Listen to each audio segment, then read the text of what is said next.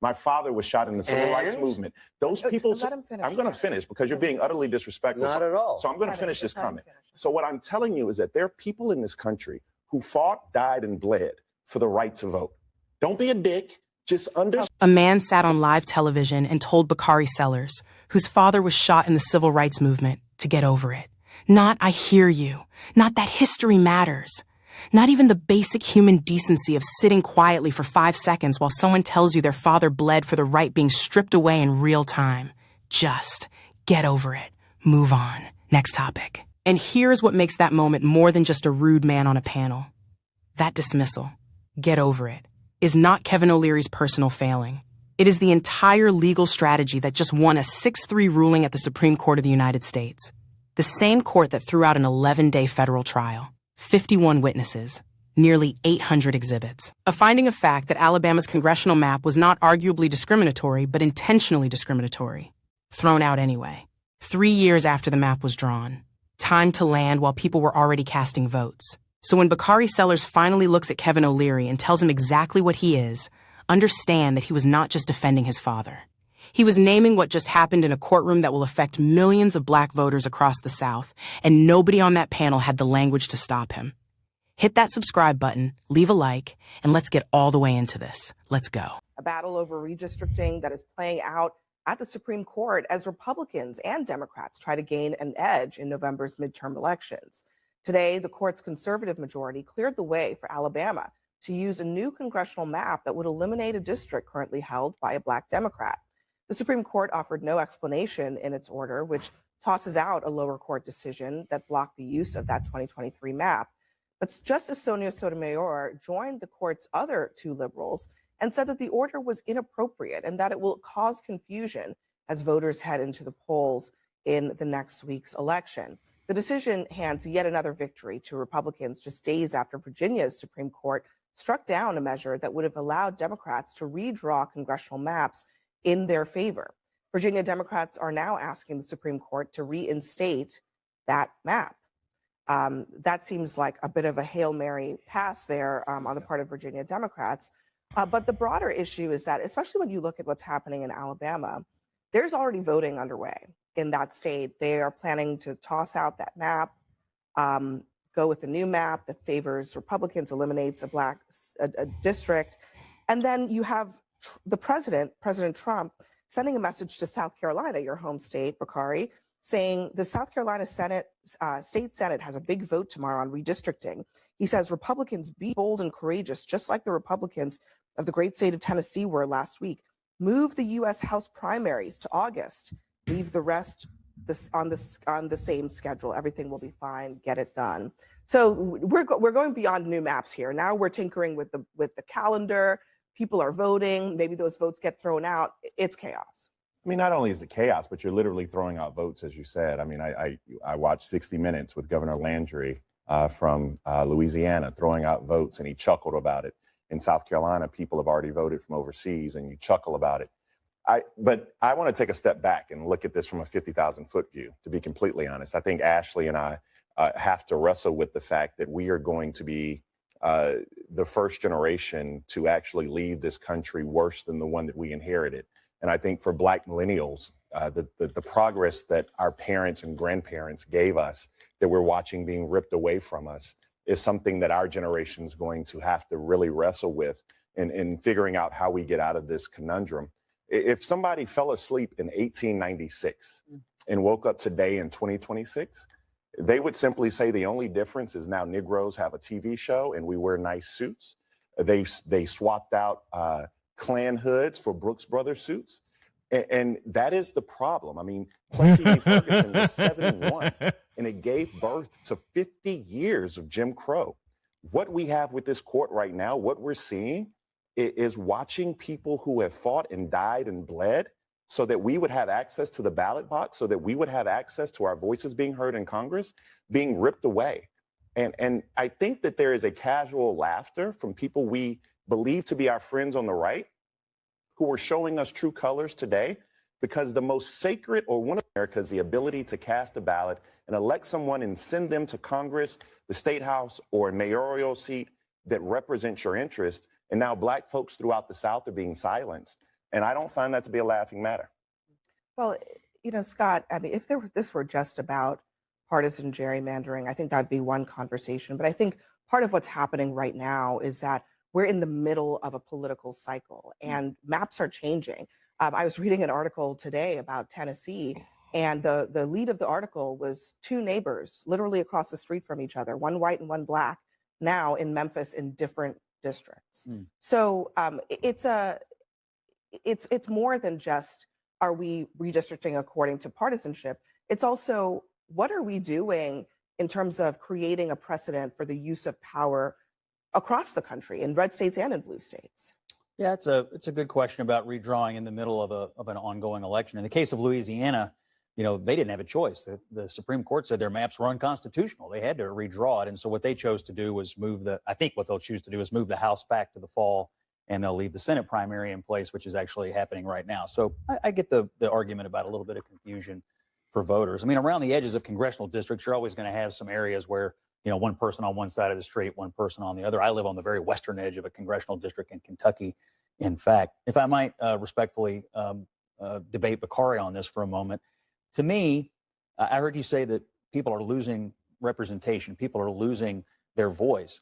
No voter has lost their voice at all. No one's been disenfranchised. Every voter in America before these court rulings could go cast a ballot this November, and every voter in America, white, black, or otherwise, can go cast a ballot right now. The lines may be changing, but every voter still has the same amount of voting power, one vote, that they had. It's just that this Supreme Court said your race doesn't necessarily have to dictate your political identity. The fact that you're an American citizen and your franchise gives you one vote, that is your political identity. And it is incumbent upon both parties, Republicans and Democrats, to run people who speak not to just one constituency, but all American interests. To me, that's how the November election should be run.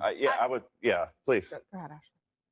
I might agree with you if they hadn't said something different 3 years ago. We aren't talking about in Alabama, a district that existed when my grandmother was alive. We're talking about a district that was drawn in 2023 because there are injustices that are still being placed. We're talking about Memphis, where it's not just one person across the street. They split a whole city into three to make Black voters have less power in House maps. The Voting Rights Act, which actually was the last time it actually was reauthorized, was under your boss, George W. Bush.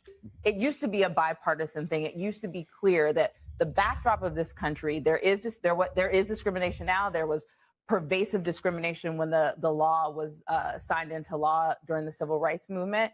We can all go into our partisan corners, but to act like what is happening right now is not a direct attack on Black voters' power, Black voters' ability to represent themselves. Now, we had this conversation yesterday, Scott. Black voters are allowed to elect whoever they want. And in 2024, they did. They elected a Black Democrat in that new district in Alabama. That Black Democrat went through a primary of 13 people, and Black voters found the agency to come and decide how that primary now will be erased. And put a Black Republican up in that district if you want Black voters to have a choice. But they're not. That's not what's happening. It is a dissemination of distribution of Black power. And to call it anything other than that, I just think is being historically ignoring the past of our country and pretending like we're not trying to drive our country to a different type of future. Ellie, Ashley just raised an important. We might live in a country where all around the country, we have states where the minority political party has effectively zero representation in Congress. I think everybody should take confidence in the fact the Supreme Court basically supported one vote, one person, guaranteed in perpetuity.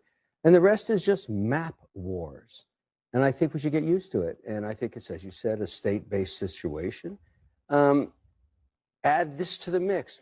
At the end of the day, the state decides at the state level. It's in the Constitution. Get over it. So the problem with that sentiment is that you were born in 1954. Yeah. Okay. You're Very popular. You're 71. Yeah. Right. In 1954. By the way, I'm a vampire. During your lifetime, we've actually had Brown v. Board of Education. I remember. Yeah, Brown v. Board of Education. I don't know how you remember it. I think you were like 2 months old. But I'm not finished yet. Let me finish my thought. Drill back to 54. Yeah, because you're still alive, right? And so there's an entire generation of people Brown v. Board, it overturned Plessy v. Ferguson And of your point 1896. is, bring it.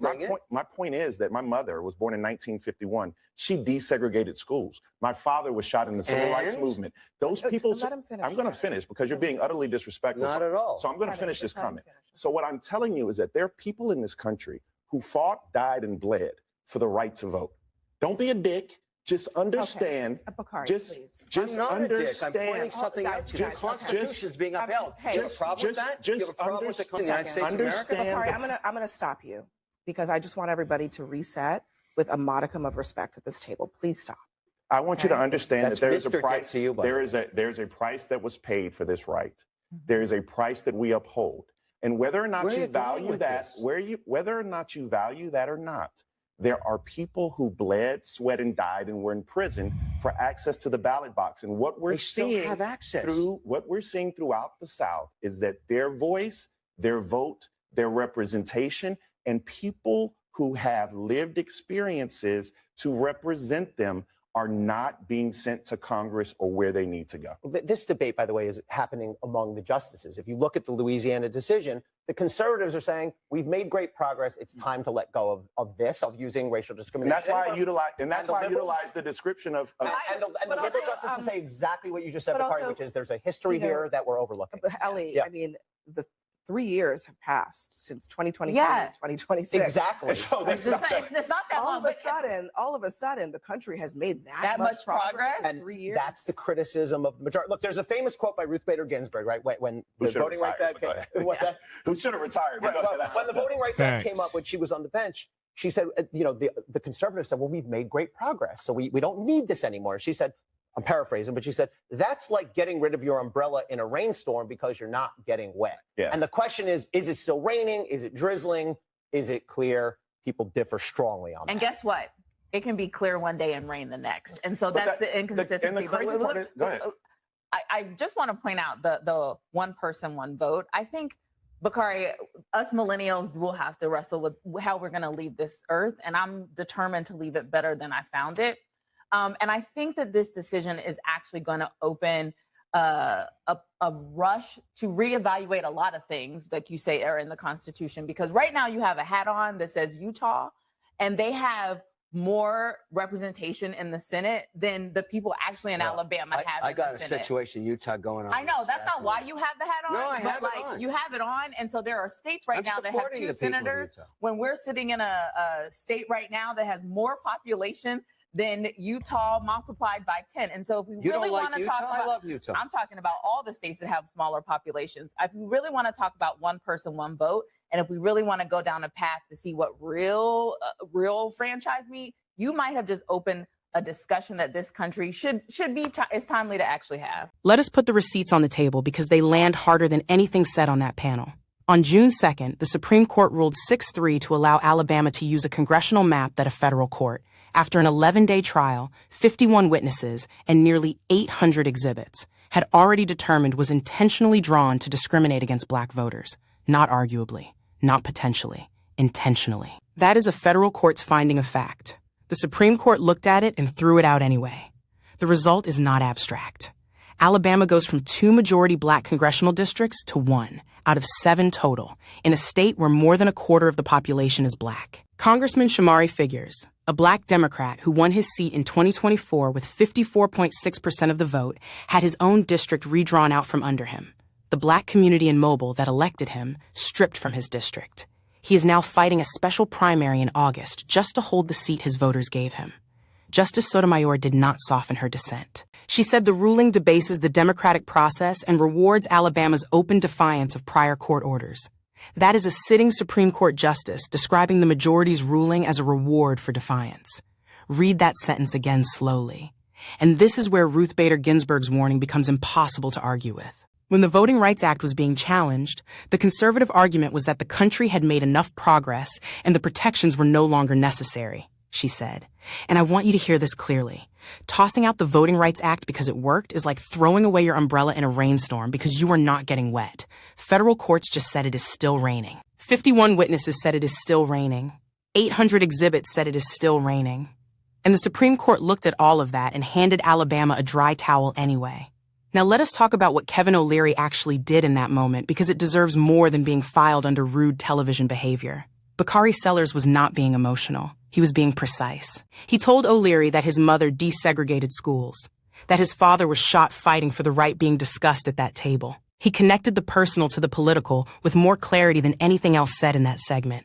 And O'Leary's response, "Get over it," was not a rebuttal. It was a reveal. Because get over it only works as a response if you believe the thing being described is already over. It only lands as a dismissal if you have decided that the distance between 1965 and today is long enough that the debt has been paid and the fight is finished. And what the Supreme Court just confirmed, what those 800 exhibits confirmed, what Congressman Figueres losing his district confirms, is that the fight is not finished.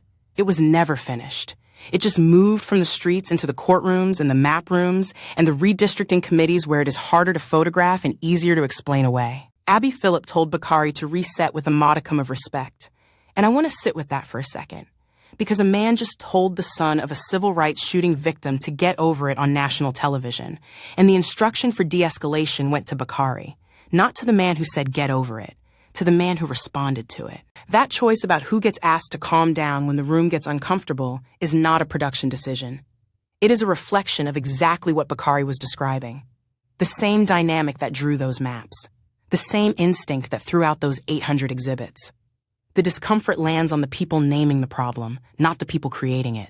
Bakari did not calm down. Good. Because the moment enough people stop noticing this, it stops being a scandal and starts being normal. And normal is how you lose something permanently. Drop a comment below. When O'Leary said get over it, did you think Abby should have handled that moment differently?